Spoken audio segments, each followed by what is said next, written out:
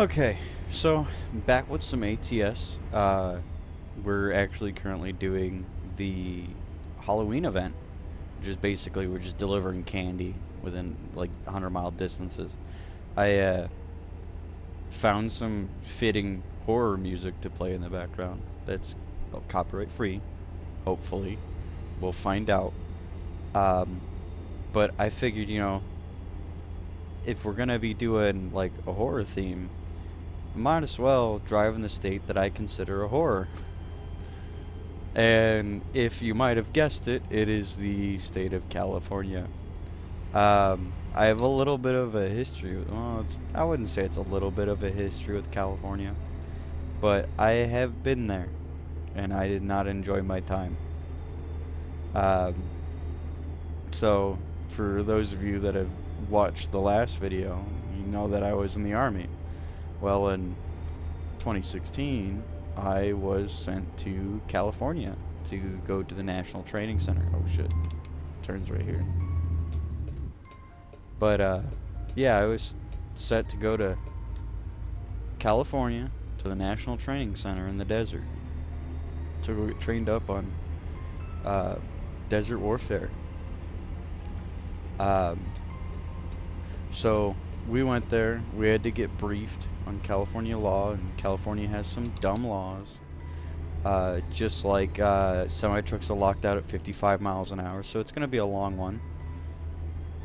Um, but yeah, we went to California. It was really hot. It was like 100. It probably wasn't 120, but it was like 100 to 110, maybe 115. Desert, really dry, not humid. Um, and we were going there to play war games, which was basically just a big old game of laser tag. Uh, but with vehicles. Like the vehicles were set up for laser tag too. Like they had fireworks attached to the top of it, to where like if you killed a vehicle in like a catastrophic way, the fireworks would launch and there would be an orange beacon that would go off above it, like an orange radial beacon that you see in like construction sites. Uh, but yeah, so we went there, and like the first few days was getting everything ready in the motor pool to go out and into the desert to train, because this training field is it's really realistic. Like they have villages out in this training field that's mocked up to mimic Middle Eastern villages. Um, and they would actually bus in immigrants from these Middle Eastern countries to come in and play the civilians. And as far as the enemies, the active duty unit that was stationed at this base would play as the Op 4. They play as the enemy, and their whole objective was just to disrupt you, cause havoc, cause damage. And so we went through the motor pool, got everything ready, went to go head out. We had a little bit of some laughs. My corporal was actually he was really gung ho about being a javelin gunner, which is um, it's a top attack or a direct attack anti-tank weapon. And basically, if anybody's ever played Call of Duty, you can choose either a top attack mode or a direct attack mode. And basically, there's a little rocket that pushes it out of the tube, and then smaller rockets that guide it either straight up into the air to attack the vehicle from the top, or it would shoot it straight forward to attack it from the side or from level ground. But he's really gung ho about it, and we were curious on how the javelin systems would work with the uh, like the laser tag equipment. And so my staff sergeant told him to go ahead and give it a try. Now, the Javelin missile system is set up. It's the tube, and then it's the thing called the Clue, the big old box. It's just a big ass camera. It's really expensive. I think it's like, if I remember right, it's like $30,000 or $40,000 is the Clue's worth. So it was a high ticket item. We had to be extremely careful with it. But, we hooked the Clue up to the tube, and of course the tube didn't have any live rounds in it, but it had the mimicking laser rounds. And so my corporal decided to lock onto one of our friendly Abrams battle tanks and shoot a missile at it just to see what happened. And the orange beacon lit up on this Abrams, and a couple fireworks got shot off into the sky. And the commander of that tank opened up the hatch, screaming. He's like, "Who the fuck just killed my tank?" As my corporal is tossing the javelin back into the back of the Bradley, and everyone's turning around to not look at the Abrams. So, you know, not a guilty party at all. But it was the first night we were moving out, and this is where there is some odd things that happened while I was in the desert. Um, but the it was the first night we were out, and we stopped at the base of this hill, and basically at the bottom of the hill we had our Bradleys who we'd have security in hourly. It'd be someone in the gunner seat, and they'd be rotating the turret with the thermals and the night vision on. And um, so they're constantly checking everything around us. And uh, while they're checking, we have one guy in the gunner seat, and every once in a while, because the Bradley was off, the driver would turn it on, so that way you could charge the batteries in the Bradley, so the batteries don't die. Because it's just like a car, you can drain a battery on a Bradley.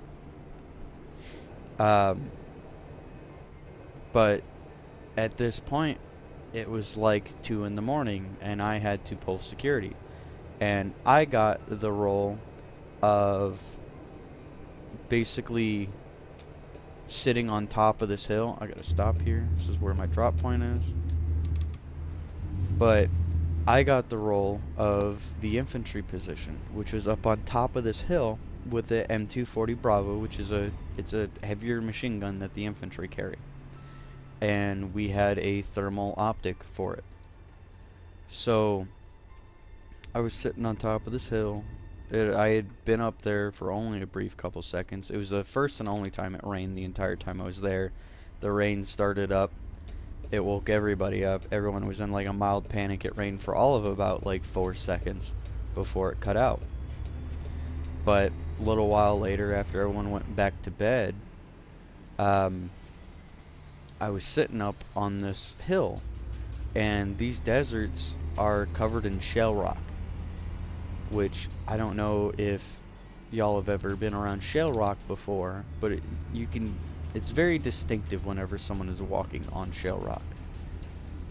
And I'm sitting up on this hill overlooking the valley. It's the middle of the night in the desert, not a cloud in the sky. You can see from miles without night vision.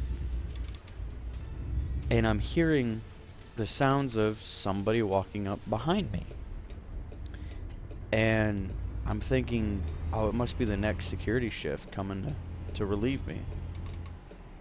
But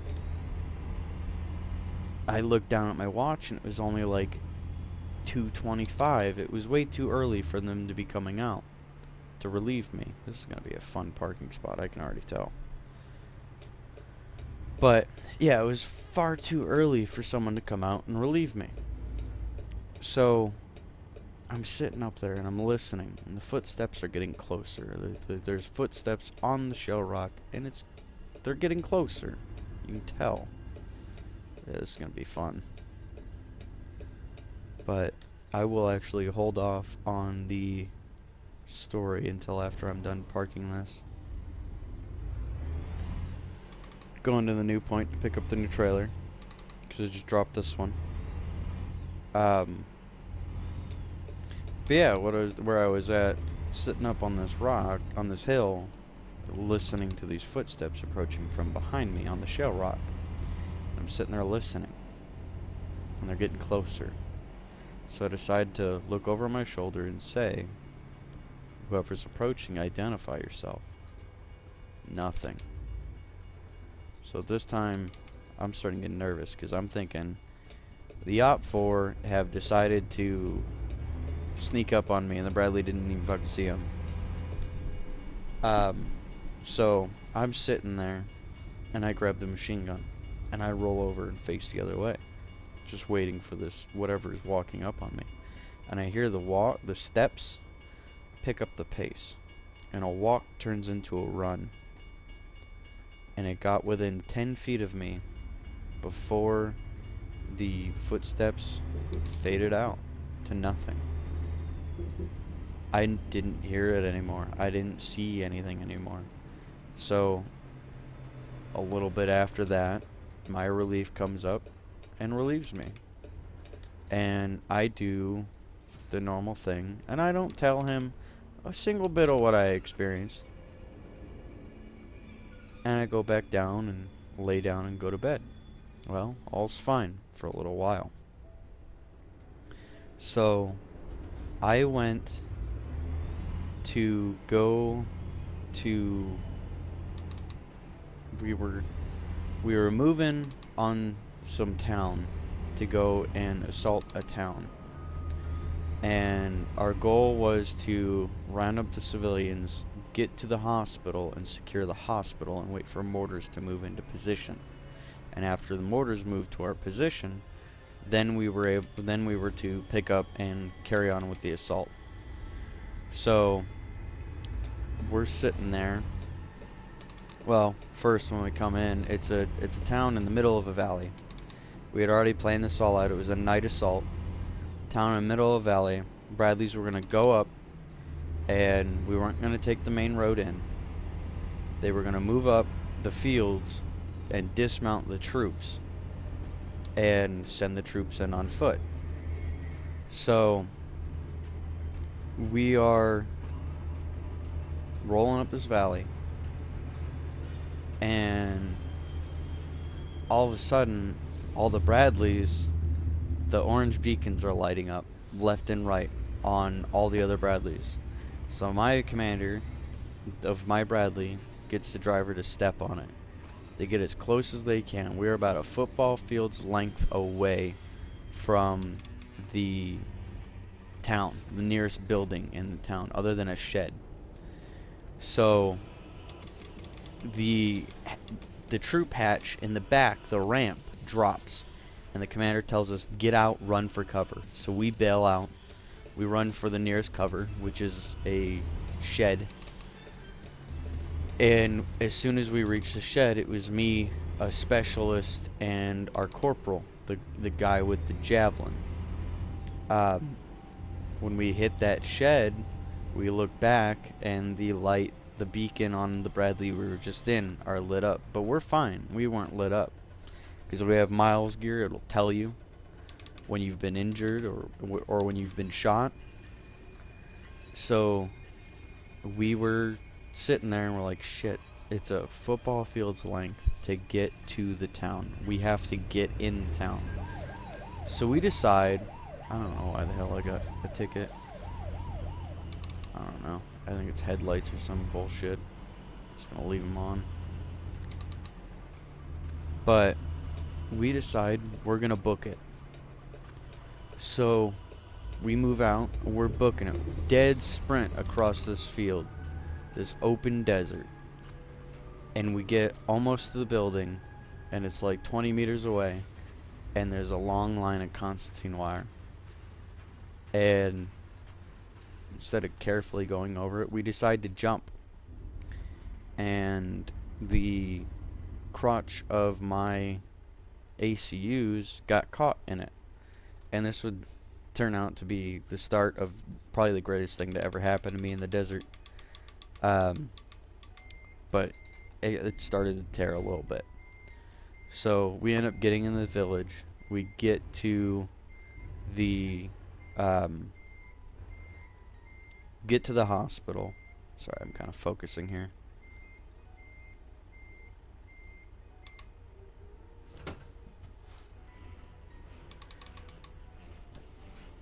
So we get to the hospital, and we hold it, and we're waiting for these mortars to come up. And you know, we caught some civilians, and We rounded them up, get them in a house so they're not in danger's way. And we're sitting there holding this hospital, and one of the civilians comes out, and he's like, you could tell he was thinking, like real hard. He was really thinking. And he turns to one of the other civilians and he speaks in plain English. I forgot how to say I gotta take a shit. And I looked him dead in the eye. I was like, do you really have to take a shit? He's like, yeah. I was like, go to the porta potty and come back. I was like, just make sure you come back here. I was like, I'm not gonna make you sit in this building for 8, 9, 10 hours and not be able to go and take a shit. So he went, took his crap, came back. I'm only doing this because I can't see the light from inside. But so he goes off, does that, comes back, and we're still sitting there waiting on this mortar team to come in. They're nowhere to be found. So the officers in charge of the situation starts throwing incoming grenades. It sounds like incoming mortar rounds. And I wasn't able to move out of the way in time, so I got hit with shrapnel of one of the grenades, or one of the mortars. So they end up pulling my casualty card. Oh, he's gonna wait for me. Of course you are. No, you can't go, because I'm already going. I'm not hitting the brakes. So I pull my casualty card, and the casualty is shrapnel wounds to the back, conscious, but wounded. So I was a long-range radioman for my team. One of the other lower privates grabbed the radio off my back like they're supposed to, and they pull me into cover, and they decide to hold this hospital even more. And so they set me up at this back entryway, and they're like, dude, you gotta hold this entryway. If anyone comes through that ain't one of us or ain't blue American, shoot them. So I was like, alright, cool. So I'm sitting there. Hours have passed. The officer in charge comes up with a little folding camping chair, sets it up right next to me and sits down. And he goes, what are you doing? I was like, well, I'm wounded. He's like, how long you been wounded for? I look at my watch and I go, probably about 2.5 hours. He's like, what kind of wound? I was like, shrapnel wounds to the back from an indirect fire. He's like, oh, dude, you would have already bled out by now. I was like, yeah, I kind of figured. And he's like, you should probably just walk to your headquarters, to your medics. I was like, do you know where they're at? And he's like, oh yeah, they're like maybe 50 meters behind us. It was really close. It was kind of sad that the medics didn't come out and get us. They were just kind of sitting there panicking. So I walk back there. The medic runs up to me and he goes, you wounded? I was like, well, technically I'm dead, but yeah, you can play it out like I'm wounded. So he starts treating me, and I believe it was the he was the battalion sergeant major, comes out and he's like, who's got a rifle and wants to kill some motherfuckers? So I had jumped up because I was bored. I didn't have anything to do. So I went with the battalion sergeant major, and he was just walking down the middle of the road shooting at people on the roof with his 9mm. It was a little Beretta, and I was sitting there helping him with my M4. And you know, night turned to day, turned to early morning. So I decided to walk to the hospital, go find my team. And I linked back up with them. What ended up happening was the mortar team had their shit all sorts of fucked up. So they didn't know anything that was going on. Come to find out, that night, people were trying to get a hold of our commander. And the commander of my unit didn't go to California. For some reason. For some reason he wasn't allowed to go. It was probably like he's on blood thinners or something. Because I know my actual sergeant wasn't able to go because he was on blood thinners. Oh shit. So we had a stand-in commander. And the stand-in commander was a commander of an armored unit. So he would be knowledgeable on how to use Bradleys, you'd think. Um, but, so they were trying to get a hold of him. Nobody could. So the first sergeant went out looking for him. And the first sergeant rolled around in a M113 with a 50 cal on it. The little APCs from like Vietnam. He went rolling around in that, and behind him normally trailed our medics in their medical 113 that was unarmed. And so they're trolling around, they're trying to find him. They end up finding the Humvee up on top of the up on top of a nearby hill overlooking the village. And the first sergeant gets out of the 113, runs up to the Humvee, opens up the door that the only person is behind. It's the back seat, mind you, to find the commander passed out in the back seat. So my first sergeant does what all first sergeants would probably do. Ball taps him and tells him, "We're in a war, motherfucker," and then runs back to his 113. And that was the end of that training scenario. So we're moving on. Me and my guys are in our Bradley with our platoon commander, which was also our Bradley commander, funny enough. We're rolling across the desert, and we get flagged down by the headquarters units.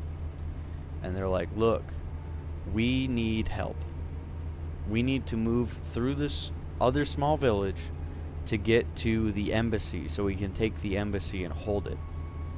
And they're like, "But none of our guys are really confident in moving down these roads." So we're like, "Alright, dope, we'll come." So we go, dismount, go out, help fucking secure the roads to move all of the headquarters guys into the embassy. And at that point in time, me and another specialist, who was he was a 240 gunner. This dude was kind of a badass. We're told to get up in one of the guard towers. The guard towers, the ladder stopped at the base of the floor. So I climbed up, got to the top of the ladder, grabbed his machine gun, grabbed his extra ammo, his spare barrels, threw them all up on the floor up there, and then I went to go climb up. And I went to go kick my leg up to get it up onto the base of the floor, because I was going to use my back as a way to hold myself up there and just kind of walk my way up. But the crotch of my pants had ended up tearing out completely, front to back. It was gone, completely open. It's the greatest thing to ever happen to me in that desert, because after that I had air conditioning. So we're sitting up there, and my staff sergeant runs up and he goes, "Stone, we have word that the locals of the village are meeting right now, and they're doing all sorts of chants and shit, and we want to move to get a better vision on what they're doing and have another attack position for if shit hits the wall, we can attack from another angle, as well as the headquarters guys attacking from the embassy or defending from the embassy." So we decide, in this village there's a hotel. We decide we're going to take that hotel and we're going to set up on the rooftop. So we move out to this hotel. It's me, staff sergeant, I think 2 specialists. And we move up, get to this hotel. I end up finding a ladder up to the roof. So we all get up on the roof. And we're sitting there, and we're hearing this chanting, and there's gunfire, they're shooting into the air, all that jazz. And the chanting stops, and you see a crowd of people coming down the road. And they just disappear into the buildings. Can't find them. So we're sitting there, trying to find out where these guys went to. Nobody at the embassy can see where they went to. Nobody on the hotel can see where they went to. So we're all just kind of sitting there listening. And I happen to hear shuffling below us. Now, on the roof, there were these hatches that you could open up to see down into the rooms. And I move up to a hatch near me, and I open the hatch, and I get hit in the face with cold air. air conditioning. And I looked down into the room, and in this small room, probably like a 15 by 20, there was like 60 people just chilling in this room. They look up and they wave, and I go, I don't blame you guys, and I close the hatch.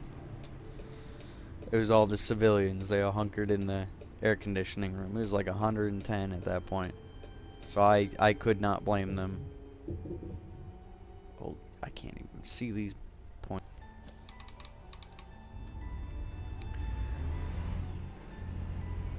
Okay, so nothing really happens while we're in this town. So we decide to break down, move back to our Bradley, and move out. Because we were still trying to find out where the hell we were supposed to be. Because while we were out looking, trying to find where the rest of our unit was to get with the rest of our unit, that's when the headquarters called us. Because we just happened to be driving by. So we get back to our Bradley and we're rolling across the desert, which, you know, sitting in a tin can with 5 other dudes, with no air conditioning, in 110-degree weather with dust filling the inside, because we're opening up the troop hatch because we want a little bit of air or something. It's hell. So we're rolling across the desert, end up linking up with our guys. All is good. So comes the nighttime and we come into a valley. And there's enemy vehicles in this valley. Enemy IFVs, infantry fighting vehicles, the same thing that the Bradleys are, but like the Russian equivalent, because that's what the U.S. mimics when they're talking about fighting force, enemy fighting forces. It's usually always the Russians. But so we come up this valley, the Bradley engages, and the turret door opens, because there's a little turret door that opens up to the troop compartment, and my platoon sergeant sticks his head out and he goes, look, there's 2 enemy vehicles up this valley. We need you guys to move up and secure these vehicles and make sure that the crew are dead, so that way when we roll up through there, they don't try to hit us with like an anti-tank weapon, because we didn't verify if the guys were dead or not. So like, alright, cool, we got this shit. So they drop the hatch, we there's 2 Bradleys, both squads get out, we decide to move up the valley in a wedge, a double wedge. Now I was in the rear wedge, I was on the left side, very left edge of the broadhead, or the chevron. And my corporal was at the point of the rear formation. So we're moving. It's maybe around midnight. We all got our night vision down. We're slowly moving across this desert, moving up towards these vehicles. And we get a good ways across the valley, and I hear my corporal, freaking the fuck out, panicked. And I look over and I see him flailing, throwing himself to the ground with his rifle and all. So I go running over and I go, dude, you good? What happened? And he's like, I think I just got attacked by a pack of coyotes. I was like, no, I didn't see anything. I didn't see any dogs, and you know, it's the desert in the middle of the night. It's probably about as bright as it can be at night, so you can see just about everything in that night vision. You know, I didn't see any dogs running off. And the guy on the other side of the chevron didn't see any dogs running off. And my corporal goes, I swear, dude, I heard the sound of dogs barking, and I smelled rotting flesh. So we're like, that's fucking weird. So we continue to move on up the valley to this enemy vehicle. We get up to the enemy vehicle, end up verifying that yes, the crew is in the scenario deceased. So we do like a little half moon position around it. Oh shit. And we're stopping. Might stop for fuel while we're here. But so we do like a little half moon around the vehicle and wait for the Bradleys to move up. So I get on the radio, long range radioman, and I contact the Bradleys. Tell them it's secure. You can move up. We're at the hulls of the enemy vehicles. We'll remount after you get here. So they're moving up, and both of them stop. And I can hear both the Bradleys talking to each other. And I hear 2-1. This is 2-2. Do you copy? I hear a, go ahead 2-1. And, or go ahead 2-2. And the Bradleys are talking to each other. And the one goes, do you see that hovering above us? And the other one goes, no, can you laze it? So they laze it. They do a little IR laser up to what they're looking at. And the other Bradley confirms that they are looking at something, but they can't identify it. So then they call out to me, and they ask me if any of my guys can identify it. And I'm looking at this laser, and it's not going anywhere. Like, it's going up into the sky forever. It's not pointed at anything. So I tell them, I don't know what you guys are trying to laze, but I'm not seeing anything. So my platoon sergeant decided to ask me to ask the officer in charge if the enemy has enemy aircraft in the area. So I call over to the officer and I go, they're asking to see if the enemy has air capabilities. And the officer goes, no, the enemy forces do not have night vision capabilities except for in their tanks, so they will not be risking helicopters at night. So I relay that to the Bradleys, and they're like, well, that's weird.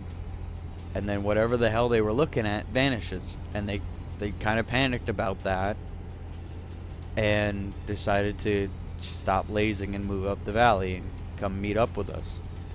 So we remount and we get on our way.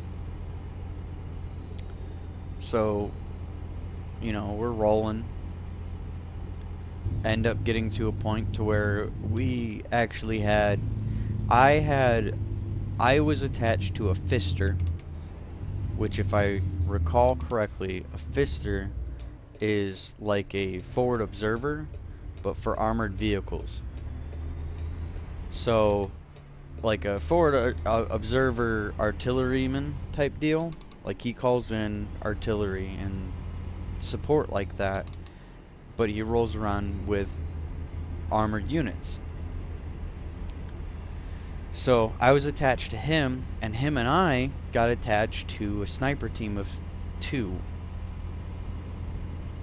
So I got to train a bit with sniper teams, which was really interesting. They have a really interesting way of handling things and of how they conduct themselves. Like, they're very slow and methodical, especially a sniper. Like, they'll get up to a ridge line and then they'll start pushing stuff like rocks up onto the ridge line to try to make like a normal rock formation.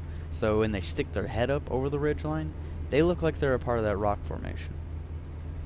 And it's really cool to learn that sort of information. So we get assigned to a Pfister in the sniper team, and all I'm there for is I have the long range radio. So the Pfister just takes my telephone from me and he's calling in support, and the snipers are calling out targets and coordinates, and the Pfister's just relaying it and calling support. All's well. Oh, I need to get over. I'll just merge. But so all's good there. We end up remounting. We're no longer linked with the sniper team at this point. We're moving to assault another village, but this time in the daylight. So we're moving.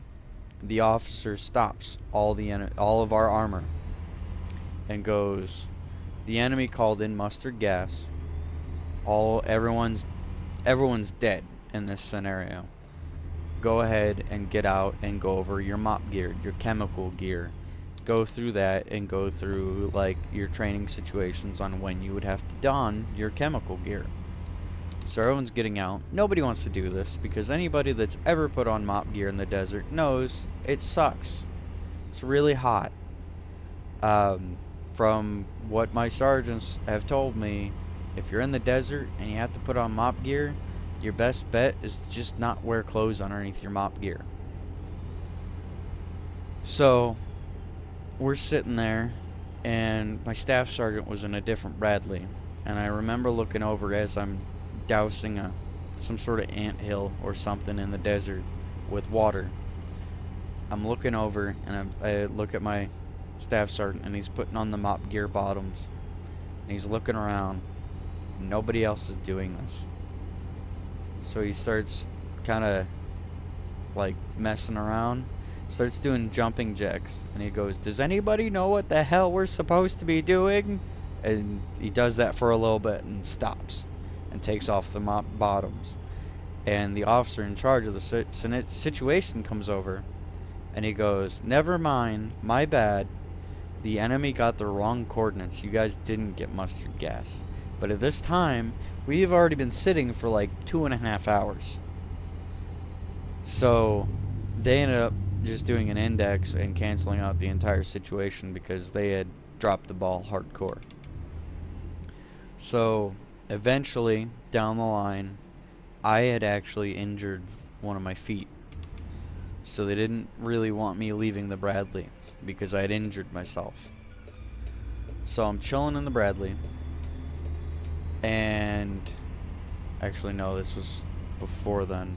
Before I was stuck in the Bradley, I ended up getting thrown in with the medics in their 113s, and it's nighttime, and I'm laying on a cot, a medical cot.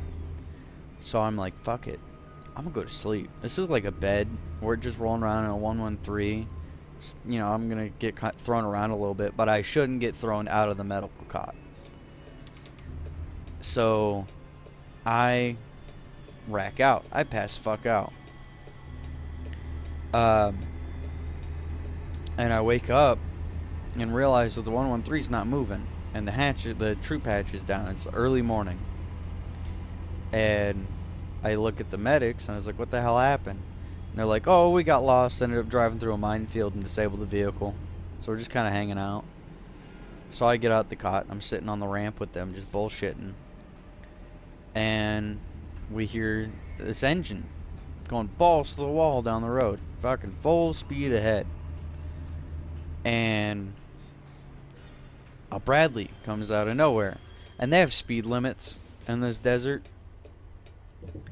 And you're not supposed to exceed the speed limit, especially in armored vehicles. This Bradley was exceeding a speed limit by a lot, and his turret is rotated completely to the rear, and he's just fucking letting her rip. And oh, hold on, I'm gonna focus on parking here.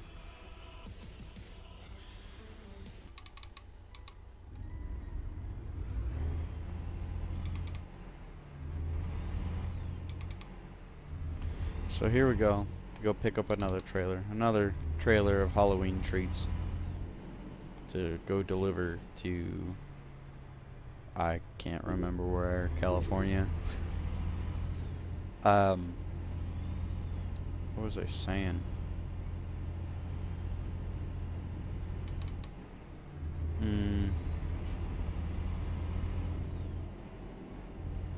But yeah, the Bradley. So Bradley goes ripping down the road, gun facing backwards, just ripping off rounds. And you know, the Bradley passes, and a little while later we hear another engine ripping down the road. It's an enemy tank. Well, not that tank, an enemy IFV hauling ass down the road after the Bradley, shooting at it. They definitely weren't allowed to do any of this. But so they index the situation. We end up linking back up with the rest of our guys, and I'm talking with them and talking with my staff sergeant, and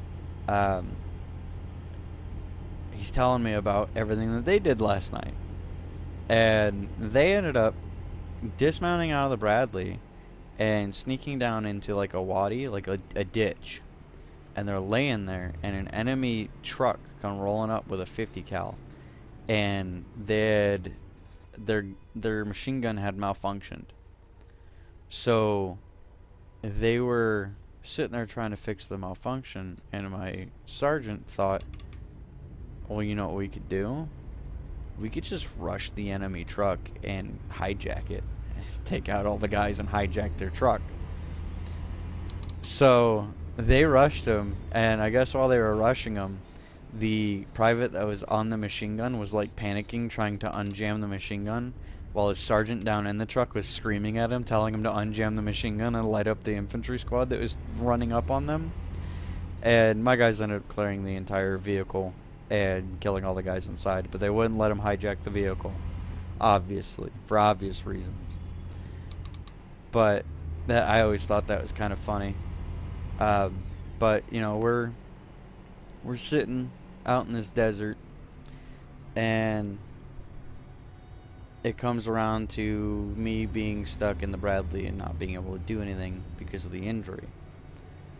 So I'm sitting there, and it's one of the last battles of NTC, the National Training Center. And the goal is to take this village.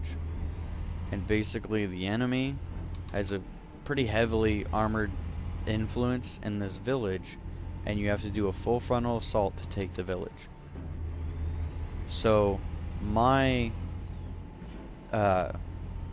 unit came up with a great plan.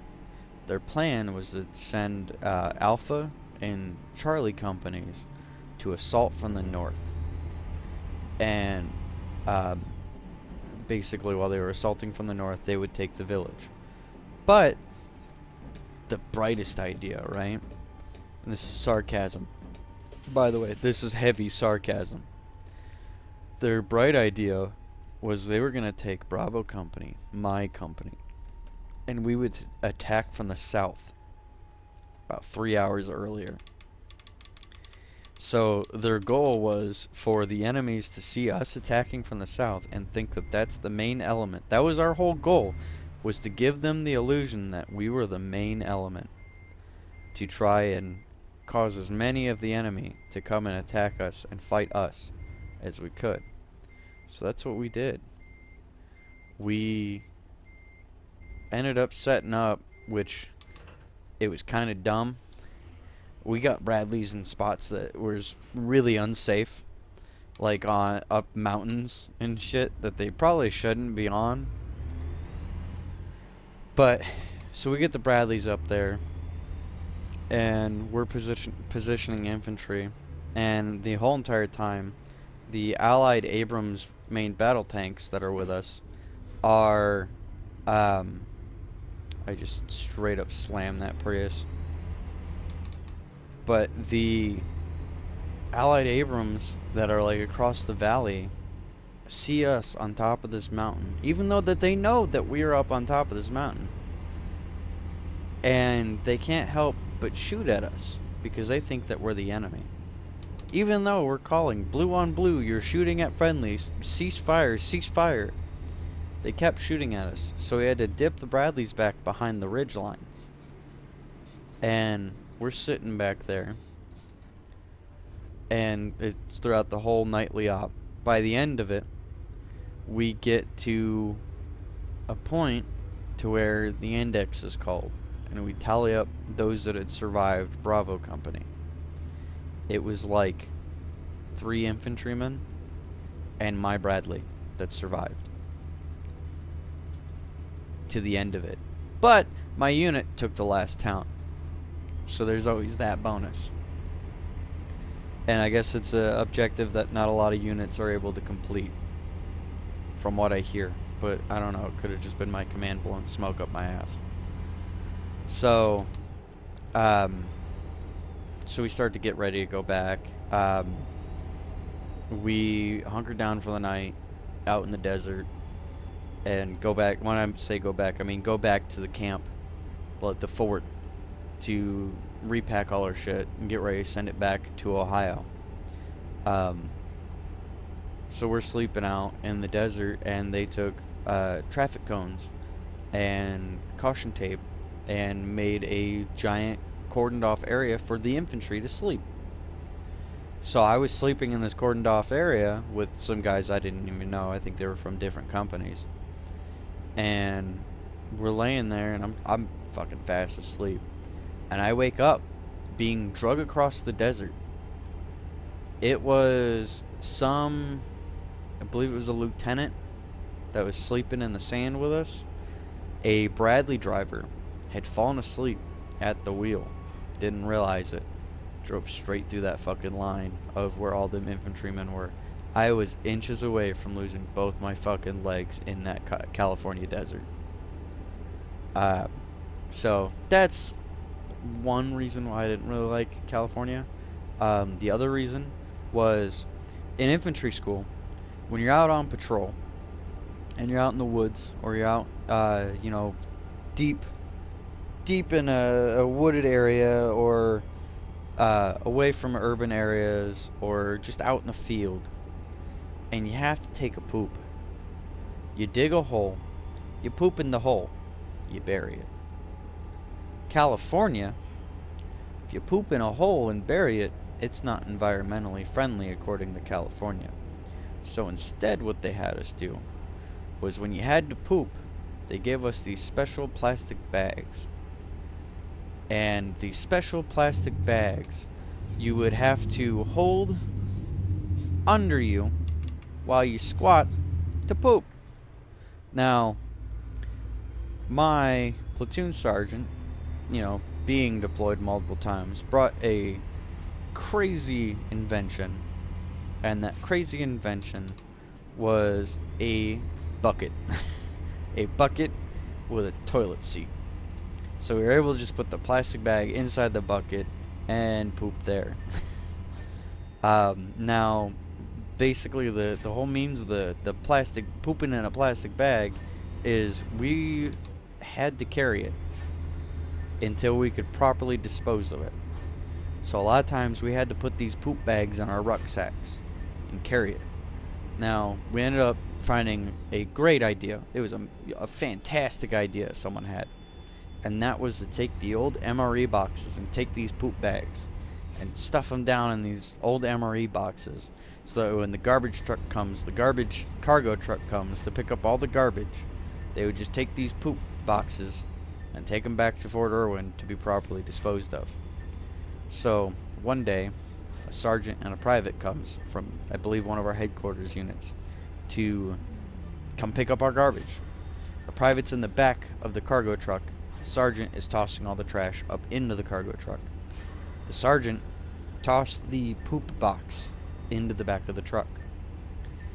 The box hit flat with the base of the floor of the truck, of the cargo truck, and that caused multiple eruptions of those poop bags, and that private was covered head to toe in fecal matter, and the back of that truck was equally covered in fecal matter. So he ended up going back to Fort Irwin early to be able to take a shower. Oh yeah, by the way, while you're out in the desert, I mean, we had the stuff to be able to take a shower, but it was kind of wasting water, and we didn't want to waste our drinking water as much as we had. So a lot of guys didn't shower. Now, after the first week, you stop smelling guys. You stop smelling each other. Now, afterwards, so I wake up after being drugged from the whole Bradley situation. I end up going back to bed. Woke up that morning. We all loaded up into a cargo truck, and we're sitting there. I believe it was an M82. I might be wrong. It's the heavy recovery vehicle. The little, they look like little battle turtles with cranes on them. But they're used for towing the Abrams main battle tank and the Bradley when they break down. I was sitting there watching this engineer tank, this little battle turtle, try and turn. and something happened that caused tension in the track, and the track popped, and the crew didn't realize, and they drove right off that fucking track and had to winch that track back on and reconnect it. And I guarantee you it took them hours to do that shit. Now, and I totally skimmed over the whole commander situation, how I briefed that, you know, he's an armored commander, so he should have had some sort of knowledge in handling tracked vehicles like a Bradley. Completely forgot to touch on that. And we got a little bit of time, so I'll touch on it. The reason why I said that is we were moving to a live fire range in the desert, and came across this long line of Constantine wire, which is, it's razor wire, and it's used for fortifications. And so he sends one Bradley down one way to try to find the end of the Constantine wire. He sends another Bradley down another way to find the end of the Constantine wire. And they can't. So they turn around and come back and say, look, it goes on for miles. So the commander tells his driver to drive the Bradley through the Constantine wire. Now, the issue with this is tracked vehicles do not belong in Constantine wire. You might think that they'd be just fine, but it's probably the easiest way you can pop a track, because it creates all that tension and you'll buckle and your track will snap. And then it's all tangled in there, and then you have a big ass mess of trying to untangle all that shit. And the driver rightfully said, sir, no, I'm not going to do that. And the commander told him, you're going to drive through that, I know what I'm talking about. So the driver's like, alright, whatever. Drives through it, gets a little ways through, breaks his fucking track. Now, instead of the commander, this is leadership that isn't worth their fucking weight. The commander sees that, you know, this tracked vehicle had just popped the track, resulting from a direct order that he gave. And instead of, you know, taking responsibility of what he had just told his driver to do, he left the driver and the gunner and the commander of the vehicle there and took another Bradley, forced the infantry out of that Bradley, and told them to go ride in a cargo truck, you know, taking them away from the vehicle that they should be training in if they're going to get deployed, you know, the vehicle that they are to ride in on deployments. Told him to go get in a cargo truck, and he took over their vehicle. This commander was just a piece of shit. At one point, we had a water buffalo, which it's like a small water container trailer, and it carries all of our potable water, all our drinkable water, and the unit can't move anywhere in the desert without it. He took it away from us and ordered us to move 40 miles across the open desert, and we rightfully told him to fuck off. We're not moving until we get our water, as even the officers in charge of the situations even said that too. So he was an all-around piece of shit. So after this is all said and done, end of the month, we are getting ready to move back, and we're all sitting in this cargo truck. The staff sergeant is sitting right across from me, and he's eating sunflower seeds, and he's taking these sunflower seeds and he's spitting them over me, off the other side of the truck, over top of me. And I'm sitting there and I'm like, he's gonna fucking beat me in the fucking forehead with one of these sunflower seeds. We're just chilling, and a voice calls out from behind me, and it says, whoever the fuck is spitting those goddamn sunflower seeds, cut that shit out right fucking now. And I turn around, and there's a little butter bar lieutenant sitting in the passenger seat of a cargo truck with the window down, sunflower seeds all over the door, and probably all over him as well. And my staff sergeant the mad lad that he is doesn't stop spitting sunflower seeds over me. Instead, he goes, "Roll up your fucking window then." And I'm sitting there just trying not to laugh. And instead of the lieutenant challenging my staff sergeant, he just caves and rolls up his window, which I understand. Staff sergeant's kind of a scary motherfucker. But, yeah. And so we went back, got a shower, packed everything up, hung out. We ended up doing, the 12 days of Christmas. We ended up doing the 12 days of NTC. And I can't remember exactly how it went. I don't think I'd be able to remember how it went, but it was funnier than shit. But